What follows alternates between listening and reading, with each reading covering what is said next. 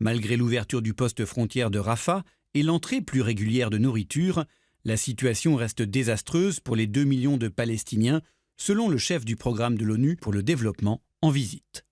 Sur le marché de Firas, à Gazaville, les bulldozers du PNUD ont commencé à nettoyer les 370 000 tonnes de détritus.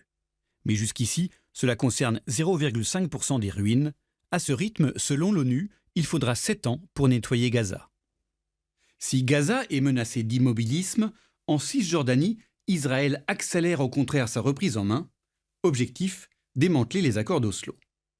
1993, c'est la signature historique des accords entre Yasser Arafat et Yitzhak Rabin, prévoyant la reconnaissance réciproque entre Israéliens et Palestiniens et l'établissement, 5 ans plus tard, d'un État palestinien dans les territoires occupés. Mais le 8 février, le gouvernement israélien a remis en cause le fonctionnement des 3 zones décidées à Oslo. Dans la zone A, 18% du territoire, dépendante de l'autorité palestinienne, Israël pourra limiter les constructions palestiniennes et soutenir les colonies de Hébron et Bethléem. Cela vaut aussi pour la zone B, 21%, sous tutelle mixte.